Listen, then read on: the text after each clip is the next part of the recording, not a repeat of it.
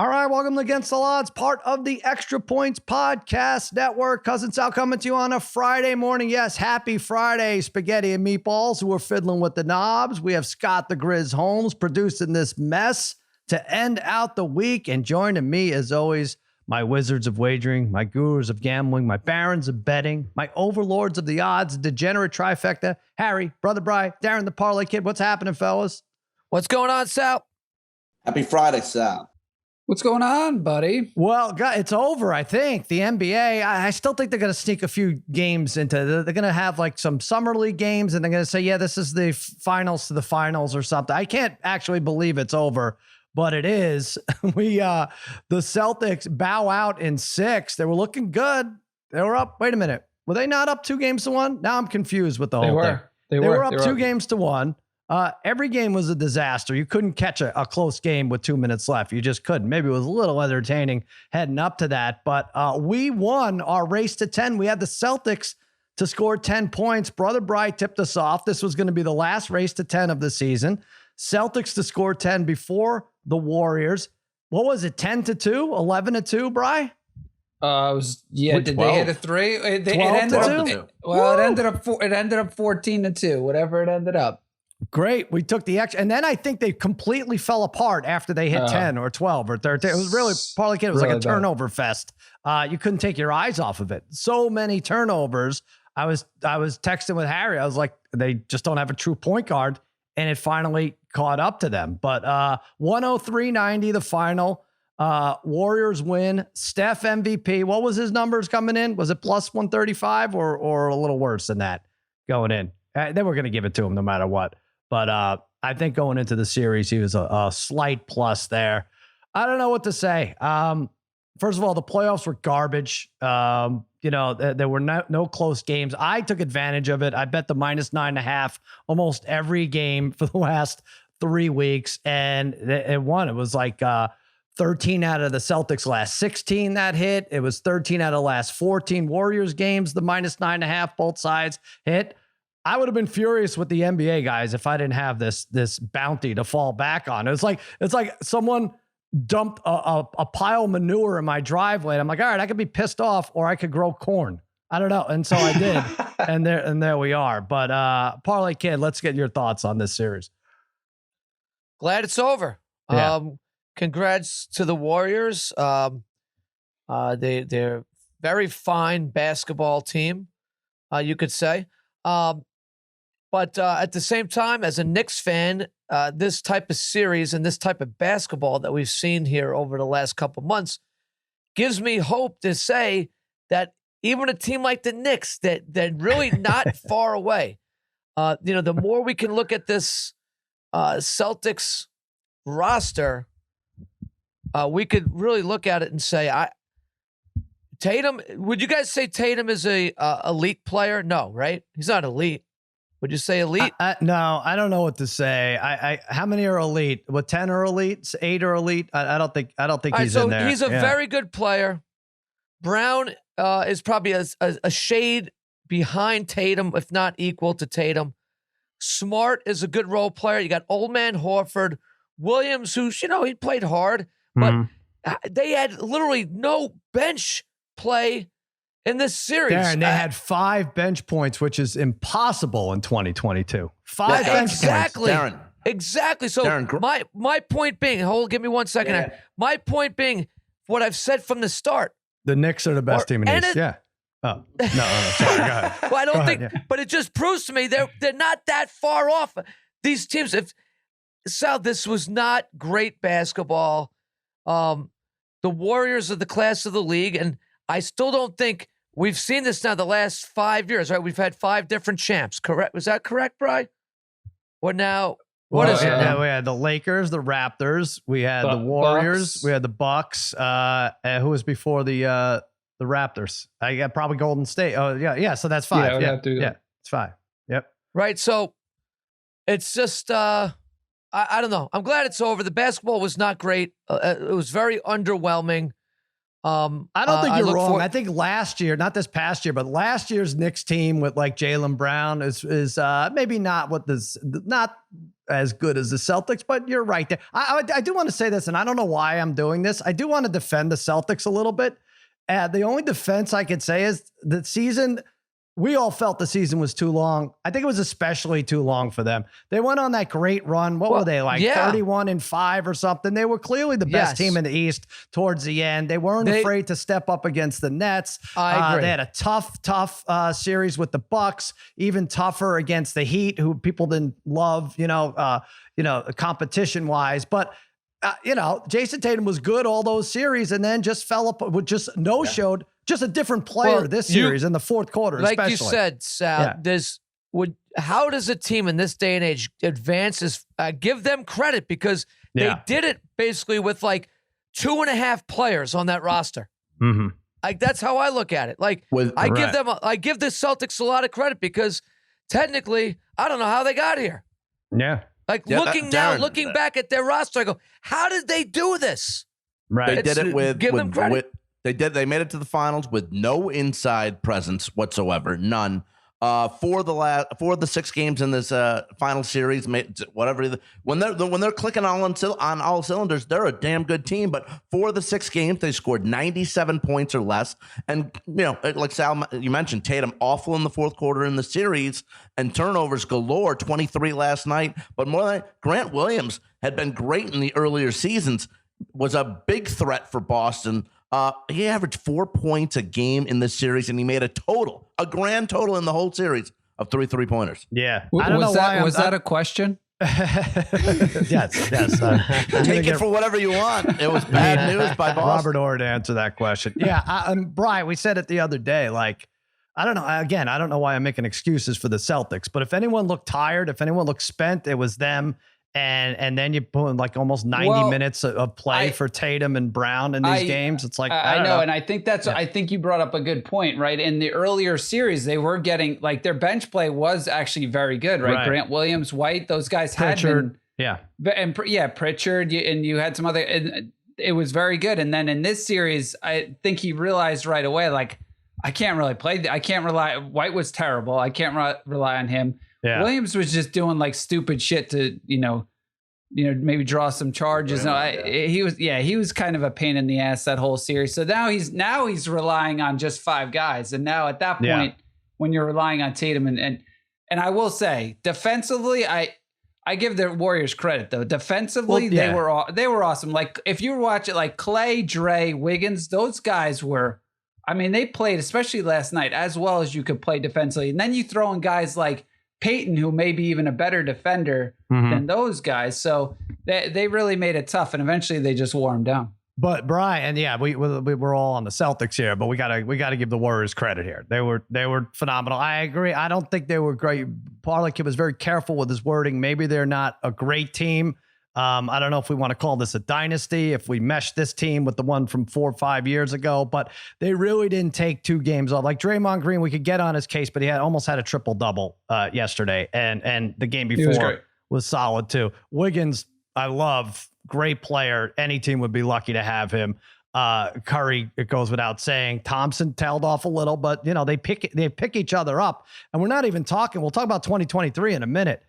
These guys are so young. Jordan Poole, Kuminga, the Wiseman. This guy's been hurt. Who knows what you can get out of him? I don't know. To repeat, maybe we'll just go over that now. The 2023 odds are out. And what is he now to repeat? I'm trying to look at this. So we're looking at 2023. Let's do it right now. Warriors plus 460 to repeat. Celtics plus 650. Nets 7-1.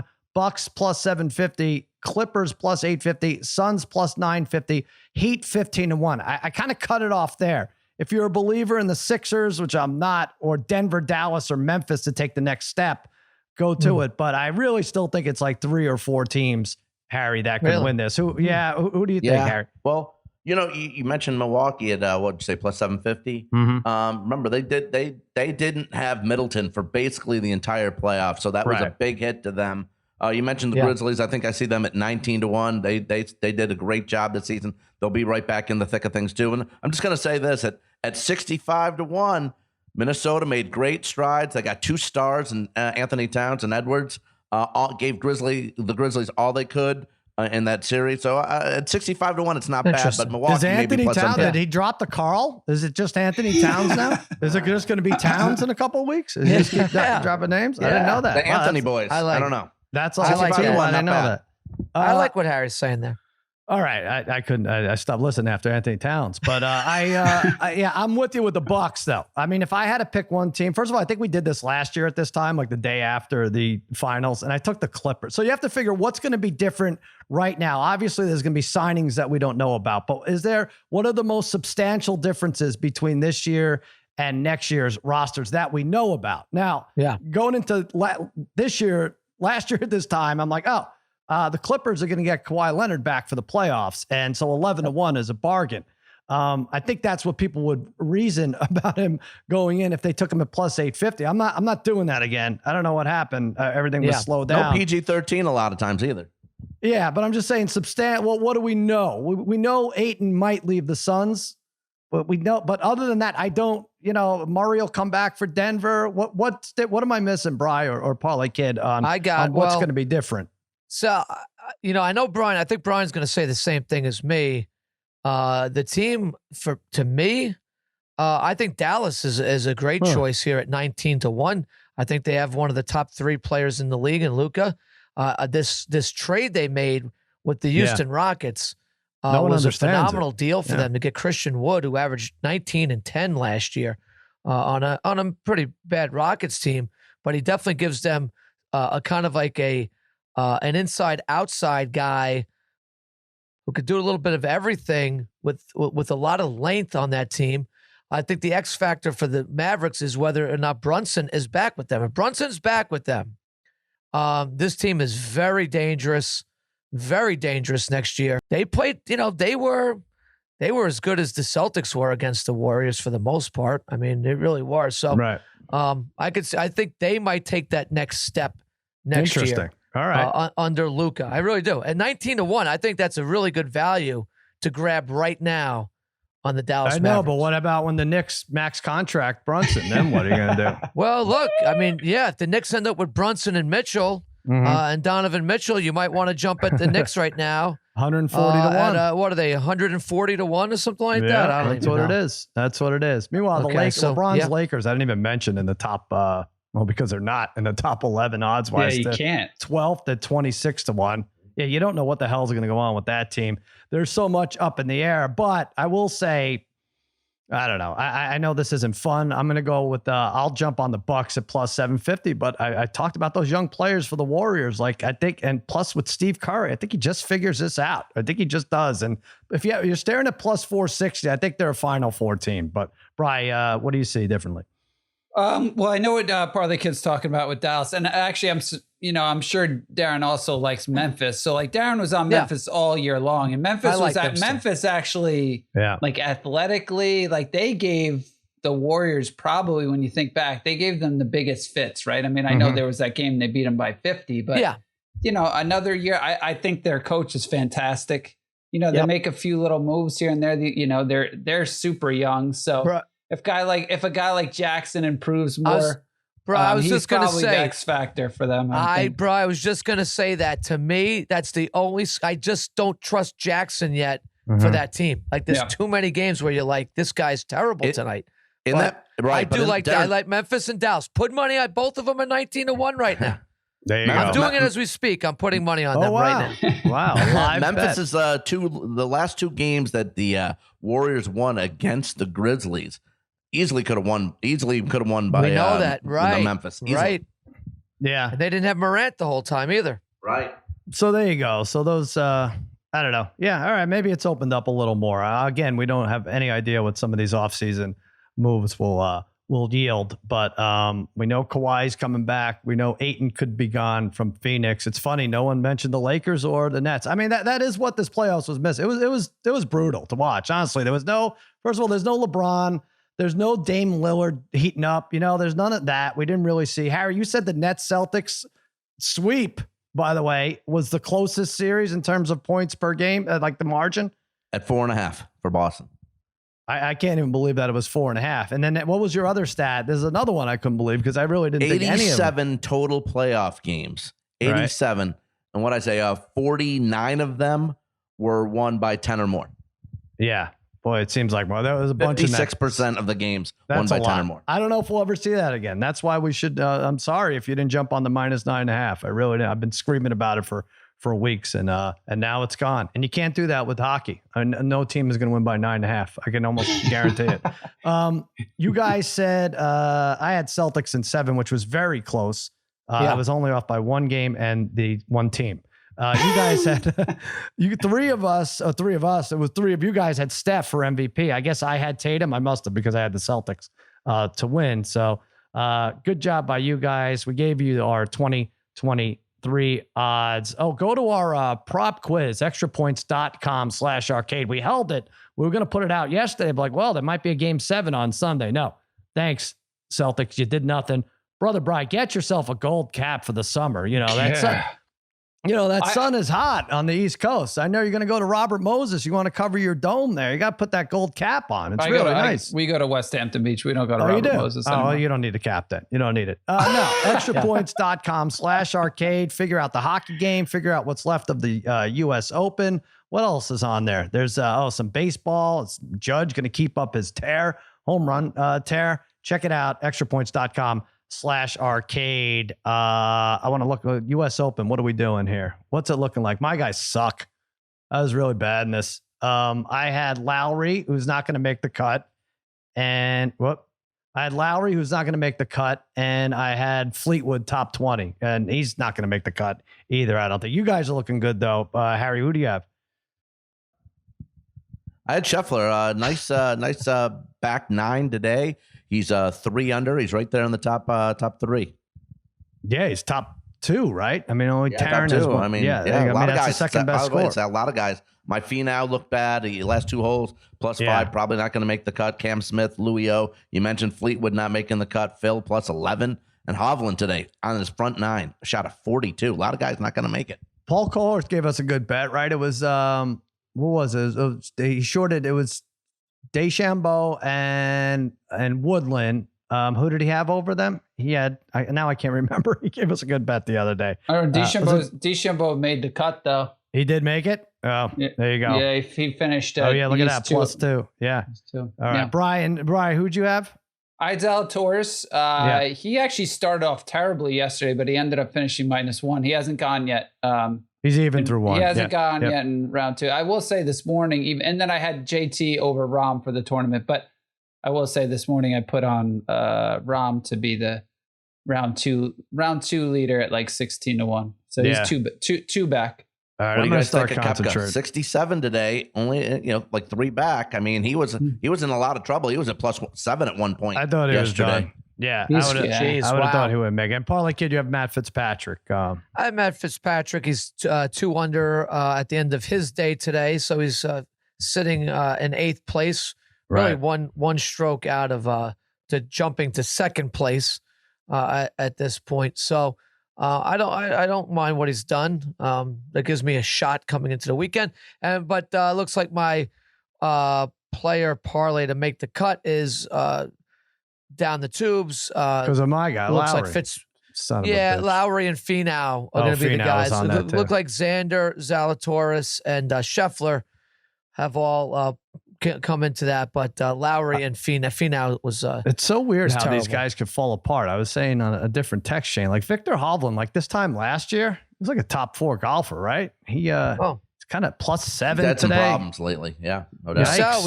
We saw. Look at Spieth, right? Like Spieth was great. Then he like kind of had like a bad. Right. What'd you say? A bad year or 2, Harry? Where Spieth was struggling. Maybe even more. Yeah. I don't know. Like it's. He was number 1 in the world for like, what was it? That was probably 5-6 years ago, 2016. He fell to like number 40 in the world. Now he's back up a little bit, but still, very strange. And then you got Phil Mickelson. I don't know if the live rules different, like most shots wins. I'm not sure if because he has plays +11 and he's going to bow out. You will not see him on the weekend. One total birdie, I think, for Phil.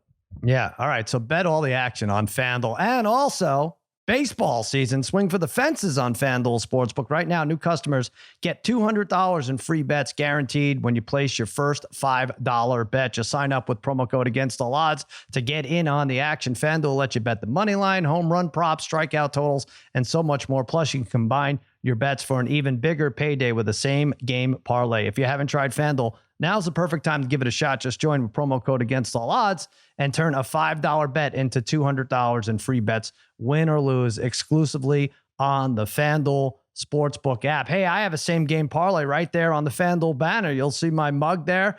I won when we do this Tuesday. Mets over the Brewers. I crushed that one when Bassett pitched. Today, Dodgers -1.5 over Cleveland. Kershaw 5 or more strikeouts. Trey Turner to get a hit and under 9.5 total runs. You get over 4.5 to 1 on that same game parlay. Check it out. FanDuel.com/Against All Odds. Let's take a quick break and we will preview Game 2, Tampa Bay, Colorado, NHL. All right, we have the Lightning and Avs Game 2. This is Saturday night, and then hockey. They just get right onto it. They give them a little bit of a break between 1 and 2, and then it's Saturday, Monday, Wednesday, Friday, Sunday. They do it every other night. That's how we like it as sports fans. Tampa Bay at Colorado. Colorado, 1-game lead, up 1-0, -154 favorite. Tampa Bay +128. Paulie, let's start with you. I think we all kind of like the Lightning. Harry likes them. I like them. You like them, but you're just going to take them straight up. Yeah, I'm taking them straight up, Sal. What we saw up until that series against the Rangers where they lost 2 in a row, the Lightning really never lose 2 in a row, right? So that happened once. No, I don't think, try not to make a pun here with saying Lightning won't strike again. Oh, come on. But I don't think it happens again, right? So I don't, this Lightning team, they found a little something after falling behind 2-0 yesterday, kind of found their game. One of my really good hockey buddies says, what you got to like about the Lightning is there's no panic in their game. There's no panic. Like they get down, they're very just consistent. They keep playing their game. They playing their game, right? When was the last time you really saw Tampa get like dominated in a game? Hasn't really happened. I guess too the often Rangers' first game, but that was maybe 6-2. I mean, right? You never, you very rarely. And like we said, they never lose 2 in a row. This team is too good. Yeah, I think this series is going 7. I think it's going to zigzag a lot here. Yeah. Let's take the Lightning straight up here, Sal. At I guess it's down from 142, huh? It's down to about, everyone's on it. They're +128. Yeah, so everybody's jumping on it. Yep. Yeah, we mentioned it the other day, Parlay Kid. Aside from the Rangers taking the first 2 at the Garden, it had been since like April 8th was the last time they lost 2 in a row. Harry, you like the +128. Harry bragging. He wanted a +142. Wants to acknowledge to everyone that he had it. He had the idea when it was 142. Just stating a fact. That's all. But but listen, I know during the Boston series, I had mentioned the stat that Boston had only lost back-to-back games in like 58 games. Well, to piggyback off what you just said about Tampa Bay, Darren, never playing 2 bad games in a row, really. Aside from those 2 losses to start the series against the Rangers, that was the only time in the last 63 playoff games for Tampa Bay. It's the only time in 63 games they've lost back-to-back games. Yeah. And again, in game 1, Vasilevsky wasn't great, especially in the first period, but he came back strong later on, but still not enough. But Stamkos and Kucherov were very quiet in game 1 as well. I expect them to do a little bit more too. Braden Point played 18 minutes in his return. He had a point, so he's an integral part of that offense. He has been great the past couple seasons, bringing the Stanley Cup to Tampa Bay. So I'm going to take Tampa Bay win game 2 here in Colorado. For whatever reason, they didn't. I guess they didn't have enough rest, but they started off sluggish in game 1. I think it's going to be wide open for them. They still started off sluggish, and it's still they seem to get to 3 goals with relative ease. And they had the first period they'd been on. They may have scored like 5 goals. I like them over 2.5 -135. You have to look to find this, but I think they're going to get to 3 goals. This could go overtime. I think it's wide open. Like you said, Bri, you like a lot of scoring in here too. Yeah, I'm going to take the over 6. Look, I do like the Lightning too in this game, but we all can't have them. That's just really bad luck for us if we do that.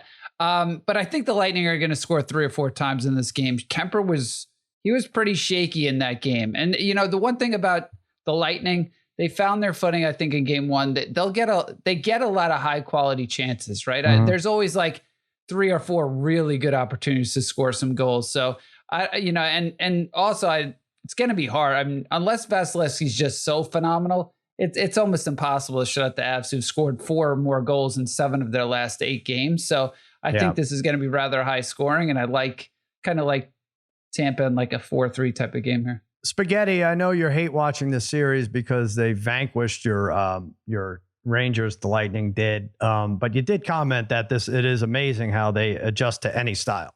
Yeah, this game 2 is going to dictate the rest of the series. If the Lightning win game 2, I may just flip flop completely and be like, Lightning are going to win this. And hence, we were talking yesterday, and we were kind of saying the same thing. If the Avalanche hold them off in this game 2, I may feel like, okay, the Avalanche kind of weathered the storm. The Lightning gave it their all in game 1, but and they may take a game in Tampa, but I would still say the Avalanche. But this game 2, to me, is really going to dictate the rest of the series because they really did more to their style of play. They could score with the Avalanche, and Vasilevsky, as we know, if he gets into a groove, it's going to be tough to beat, and they have the severe goaltending advantage there. So this game 2, to me, is really going to dictate the rest of the series. And you brought up Vasilevsky, and I know it's a little different, but one of the finals bets I'm proud of, I took Curry and Tatum, separate bets, to have a 40-point game and their team wins the series. So I had like over 4-1 odds when Curry obviously had the 43-point game and it won. I just think Vasilevsky is one of these players. Again, Steph Curry can control how many points he accumulates more than Vasilevsky saves, but I kind of do think we're going to see a crazy Vasilevsky game. I have 39 plus saves at plus 250, 33 or more in like 5 of his last 8 games. He had 49 against Florida. I think he gets peppered. He gets peppered with close to 40 either way. Brian, you said the same thing. Like you give up 3 goals and it could be a good game still. There's always the possibility of overtime. I just like this number at plus 250, 39 or more saves. Paulie, kid, you're right there with me. You like both goaltenders to shine a little bit, or at least I'm taking both goaltenders here, 30 plus saves at plus 220. We know the Avalanche get their shots off.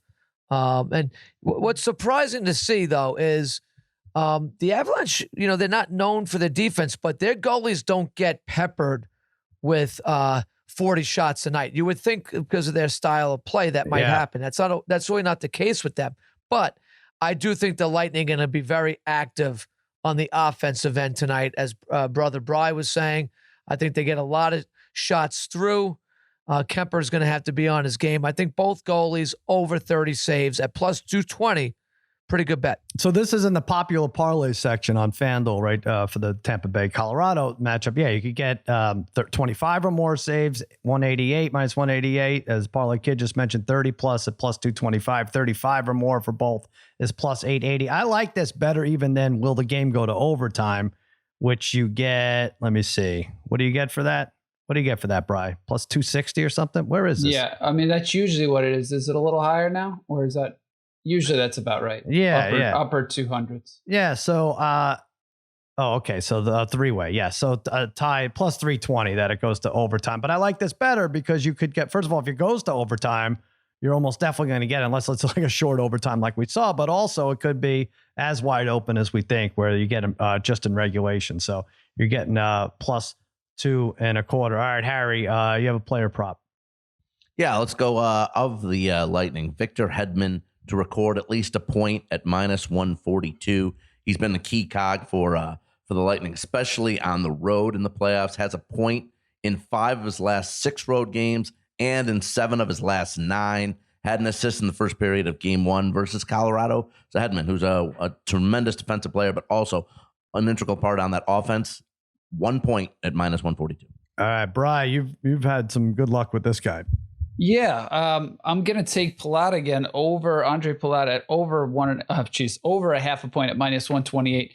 I took this within the last 2 weeks, but Palat's been on fire in the playoffs. He has 8 points in his last 5 games, has at least 1 point in 9 of his last 10 games, and 13 of his last 16 games. The one thing with Palat, he might not get a ton of ice time. Like I think even the last game he maybe only played 13, 14 minutes, but when he's on the ice, he's super productive, so I like him to score a point again. All right, there you go. Check it all out. This all goes down Saturday night. Colorado minus 154 favorite. What are they for the series? Like 270 or something? I haven't checked that. I don't think that's moved much. To win the Stanley Cup, they're minus 270. The Lightning take back is plus 230. Cale Makar is leading the Conn Smythe odds at plus 160, and McKinnon right there behind him. But you get all the action on FanDuel. Now it's time for Sharp Tank. These guys give me their best weekend bets. I'm going to jump on one of them. Maybe I'll jump on all three, but I tend to pick one. We have college baseball. We have a little bit of UFC. Obviously the Stanley Cup, as we mentioned. We got regular Major League Baseball and US Open. I don't know that you guys would be able to find a weekend prop from the US Open. They're still in the middle of the round 2. But Harry, take us away with Sharp Tank. All right, let's maybe you might go here. You might go with me here, Sal. I'm going to go USFL last week of the regular season. Yeah, that's right. Yeah. I'm going to take the Birmingham Stallions and the Tampa Bay Bandits under 40.5. Now, Birmingham is in the playoffs, starts next week. So head coach Skip Holtz should probably have somewhat of a vanilla offensive game plan ready. Both teams struggled on offense last week. Birmingham lost to Houston 17-15. And Todd Haley's squad lost 17-6 to New Orleans. Tampa's D held New Orleans, who's in the playoffs, to just 215 total yards last week. And in the first meeting in week 4 between these two, Birmingham won a sluggish game 16-10, well under that 40.5.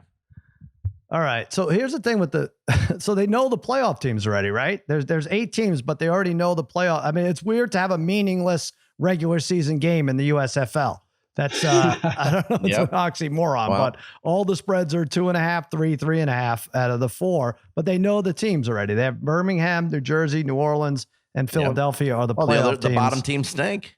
No, so offense and they turn the ball over. Are they even playing for positioning? I think the playoffs, they get home games though, right? It moves from Birmingham. I think so. Yeah. For the playoffs. I think that's what it was supposed to happen. All right. Under. Okay. I'll think about that. Bri, what do you like for Sharp Tank? Yeah, I got last week on the UFC. I got that wrong. What did I have? Not Shevchenko. What, Zhang. Zhang, right. Then I have her to win by. Oh no, I'm sorry, I got that one wrong too. But yeah, I had Shevchenko to win by KO or submission, and that didn't come through. And I went, really close. But I'm gonna go back to UFC. I'm gonna go to the main event. I'm gonna take Calvin Kattar to beat Josh Emmett by points at plus 155. Look, I really like this fight. I think it should be very entertaining. But I do like Kattar on points. The one thing I will say is when you watch this, both guys will be throwing bombs. And it is a little bit scary to have a decision because these are the types of guys you hear their punches when they throw them. But that being said, Kattar's gone 5 rounds in 3 straight.